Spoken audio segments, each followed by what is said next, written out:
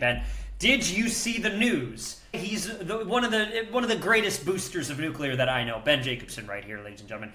Secretary Driscoll's joining you in the arena, my friend. Did you see the news about Project Janus? No, tell me about it. All right, here's what happened, folks. Secretary Driscoll, the Army, they have now announced a next-generation nuclear power program that's going to deliver, as they call it, resilient, secure, and assured energy to support national defense installations and critical missions. TLDR, bottom line up front, microreactors on bases, baby. That's what we got here. This is in accordance with the President's Executive Order 14299, deploying advanced nuclear reactor technologies for national security. Starting no later than September 30th, 2028, the Army, the executive agent for this directive, will be responsible for putting those nuclear microreactors online at a military base. There's another piece of this that I think is very welcome news in the defense tech entrepreneur community. So listen up. This is not just about nuclear. The news is that the reactors will be commercially owned and operated, with milestone payments to help companies close their business cases, right, to continue to mature on that lead up to September 2028. Now, why is this a huge, whopping deal?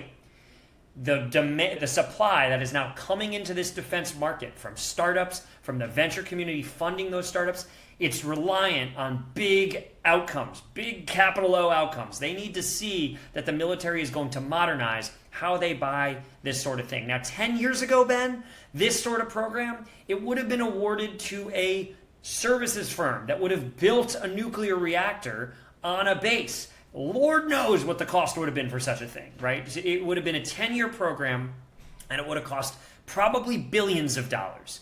Instead, all of the venture funding that's come in here and pulled forward the research and development, Valor Atomics, Radiant, there's actually, probably close to a dozen of these companies right now working on nuclear energy, microreactors. They are now being rewarded with a major acquisition that is not just validating their technology, it's validating their business model. And so this is exciting. 9 bases, reactors on 9 bases, and that is just the start. That is not interesting only to the nuclear energy community. That is interesting if you are building anything in defense. It is a signal from the Department of War that they are paying attention to the way that product is being developed commercially. So Ben, is this the first of many? Is this part of a larger trend? Are we seeing other areas where the military or the Department of War is taking a similar approach? I think not. I'm sure there are other areas, and I'm excited to see where they go. I think one this could be applied to, but we're not there yet, is drones, right?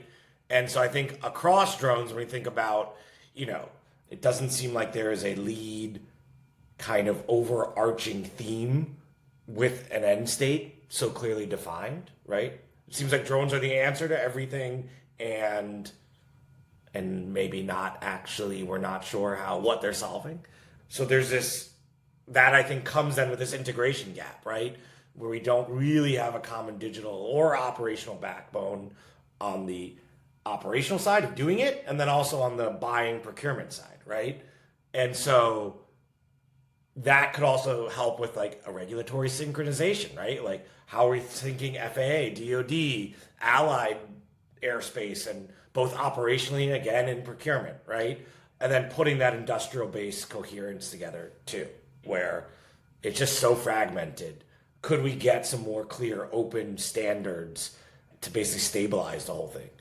What do you think, Noah?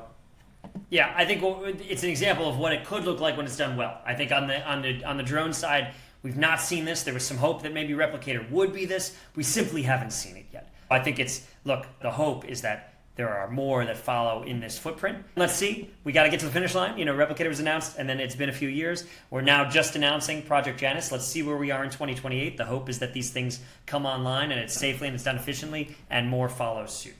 Let's go ahead and close that one out. I do think it's a good segue.